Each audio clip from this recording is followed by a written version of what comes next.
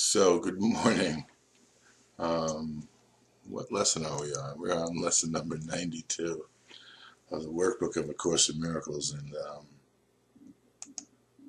I just read for the third time this morning this lesson. And the second part is so beautiful that I don't want to do anything but read you the part that's so incredibly beautiful and personal. Um, I don't, there is no, to me, um, there is no purer, let's call it, more communicative, let's say, and more evocative um, use of the English language than I find in the Course in Miracles as Jesus uses it. Some close seconds that carry much similar energy and tone. I find in Shakespeare and the songs of the Grateful Dead, but not with such consistency and constancy and with the delivery, page, line after line, page after page, that never strays from the mark, um, except to catch you up and bring you to the mark. It's sort of like it picks you up where you find yourself in your own mind. So there are moments when Jesus will dip down, let's call it for a second, for what he's talking about in the last part of the lesson. As a matter of fact, I got to read this because it's exactly what I'm trying to say. This is the first time he's used this expression as well. This is the first time since we've been doing these lessons he's used this expression. And I think it's a beautiful one. It's evocative of how many of us feel we would like to live with each other. As a matter of fact, um, it evokes to me what many people come together in order to experience, and yet find so difficult to have occur. I want to read this for a second. The strength in you will offer you the light and guide your seeing, so you do not dwell on idle shadows that the body's eyes provide for self-deception. Strength and light unite in you. And that's the lesson. Miracles are seen in light, and light and strength are one. That's lesson number 92 for today. Miracles are seen in light, and light and strength are one. And if I could ever get back to it, that's a little bit of what I was wanting to talk about, the reassociation of our mind to a single focus, and the healing process of our mind being one of purification, where the thoughts that can be, in a sense, reassociated by the clarification of the light of the Holy Spirit, the Spirit of understanding, allows those thoughts to be made straight, to straighten the way and narrow the path, while other thoughts just get discarded completely because they're entirely false and have no value whatsoever.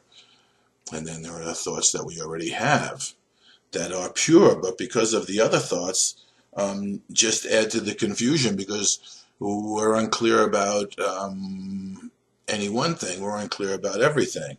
So there must be a way to begin to utilize, and this is what it's talking, our own thinking, our own strength, our own light, to untangle us and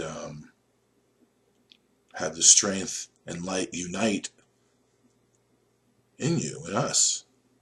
So strength and light unite in you. And where they meet, yourself stands ready to embrace you as its own. Such is the meeting place we try to find and rest in. For the peace of God is where yourself, his son, is waiting now to meet itself again and be as one. As one. Let us give 20 minutes twice today to join this meeting. Let yourself be brought unto yourself. Its strength will be the light in which the gift of sight is given you. Leave then the dark a little while today, and we will practice seeing the light, closing the body's eyes and asking truth to show us how to find the meeting place of self and self, where light and strength are one.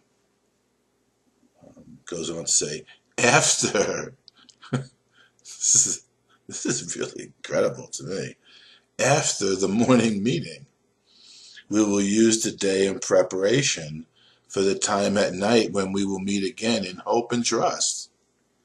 Let us repeat as often as we can the idea for today and recognize that we are being introduced to sight and led away from darkness to the light where only miracles can be perceived.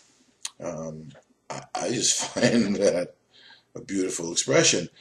And one of the things that goes on here as we continue with these lessons and as we begin to look at our own attributes and the attributes of the Holy Spirit, or the attributes that we tend to utilize as we want to understand ourselves in relationship to God. Let's call them the true attributes, the attributes that can be aligned, with our creative reality, eternal, infinite, whole, perfect, loving, wholly lovable. And what we're trying to do, what Jesus is trying to do, and go back to the beginning of the lesson for a second, there, the idea for today is an extension of the previous one, which is obvious. Miracles are seen in light, and now today is increasing light and strength to be one. And the idea for today is an extension of the previous one. You do not think of light in terms of strength and darkness in terms of weakness. Although if you sat for a second, if you really did sit for a second and think about your experiences, think about your experience when you're in a brightly lit situation like the daytime. I can go right outside into the woods here in the daytime, in the light, and you can see as far as your eyes can see, and it's this beautiful scene. It's pastoral. It's huge pines. There's wildlife. There's birds. There's sounds in the air. One of the reasons I haven't been taking so many pictures lately, and there's been many a spot on some of the drives that I take to go to any place here. It's at least an hour away, and there's several ways to go. One of the drives I go on, when I see these incredible scenes, I have this idea that I'll take a picture, and I realize that the picture is going to leave out so much of what it is that I'm experiencing, so as to be not really expressive of the feeling that I'm having when I have the desire to take this picture and share it with you all, because it's going to leave out a totality of the environment within which I'm feeling it and the self that's feeling it as part of the environment. And the picture comes off flat, albeit some of them are beautiful. but it doesn't get the richness of the smells in the air of the particular area that you want to stop in, which is different from the one you just passed through. The scents from the flowers and the wildlife that's and the trees that are in the area, the particular ecosystem that you find yourself in, or the dryness of the air because of the lack of water in the desert scene. These are some of the things that I can't get on the picture, so I'm not able to communicate. So I find the picture taking lacking. You just want to breathe it in and allow it, include it in, and share it as joy and gratitude with everyone.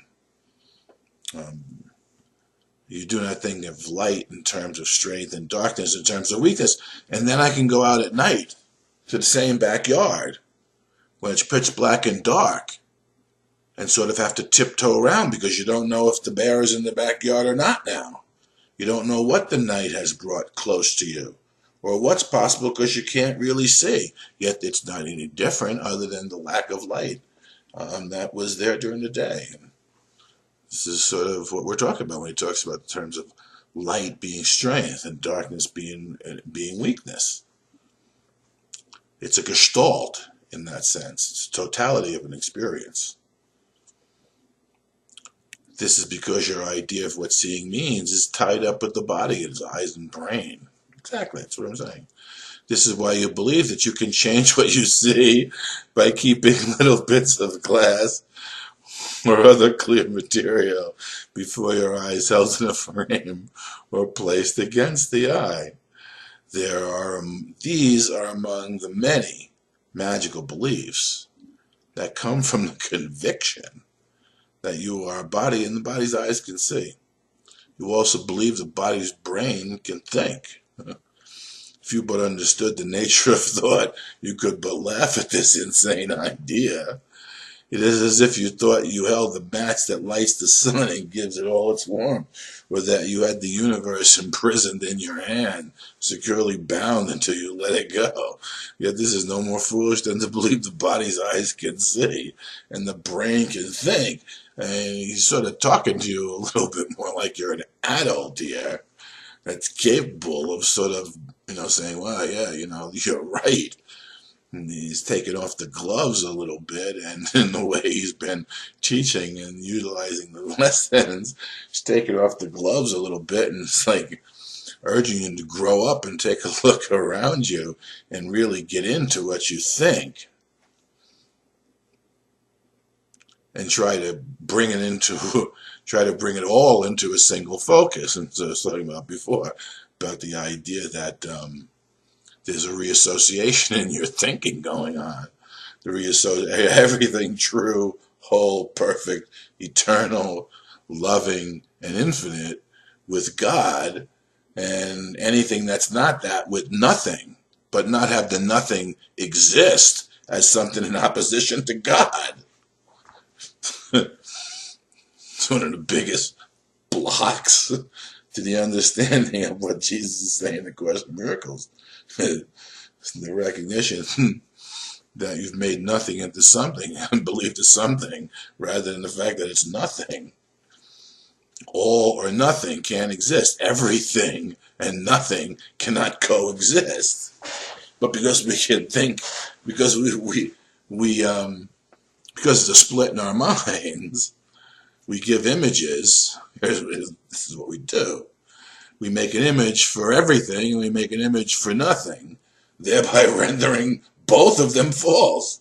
So there's no truth in either side of our thinking, because nothing and everything cannot coexist, just as light and darkness can't coexist. So we make images of what light is, we make images of what darkness is, and attempt to bring their image of light into the darkness.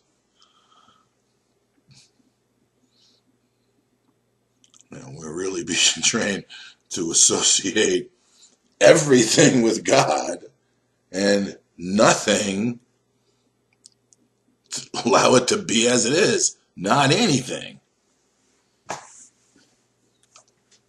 In that sense, with light and darkness seems to be the closest we can speak of. because you can shine a light as far as you could shine a light, and then it stops where the light sort of no longer can extend, and then there is darkness. So we call the darkness nothing, but we still think there's something past the light. There's nothing past the light. That is what nothing is. The absence of light, not the presence of darkness, but to the human mind. We have to deal with both sides of the equation. So we talk about it in those terms. What is darkness but absence of light? And where is there absence of light but in a place that doesn't exist? So when we go to understand creation, we look at the idea of creating. Where previously there was nothing, now there's something. That's the extension. That's our job as creators. That's how we extend the creation that we were created to create with God. So the best we can come up with is darkness. But because darkness exists within a visual acuity of the body's eyes, it has a meaning. And it's hard to disassociate that meaning from other definitions that we use in order to give meaning to something else, because they all exist. All definitions attempt to try to fit together to make up a whole that can't be, in a sense, how do I say this? The whole is greater than the sum of the parts. So we have all these parts that we try to put together as a whole. The whole is so much greater than the sum of the parts that you got to let go of your idea of what the parts are and get past your own attempting to sum it. Get past your own summation. Is God's strength in you, that is the light in which you see, as it is His mind with which you think. His strength denies your weakness. Denies. As we have denied Him, He's denying the same thing, same idea. He doesn't actively deny it. It's just not recognizable because it has no validity, no truth, no reality to it.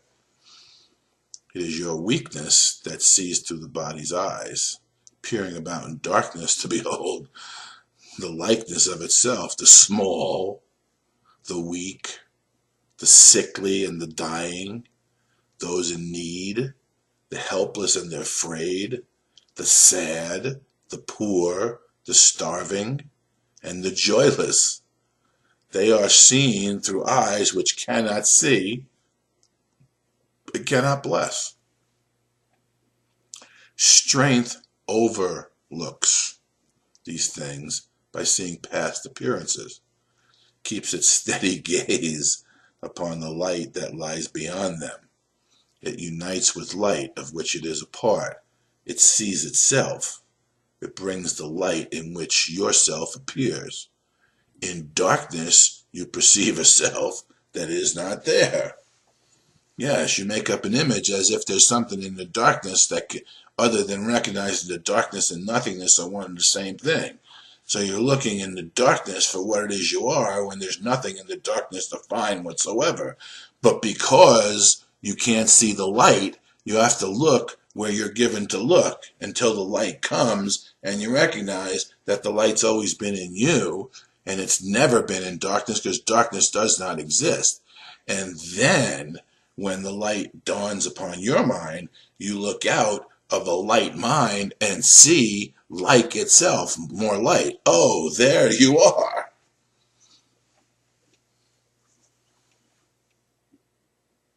Yeah, I don't know how to teach this in a sense.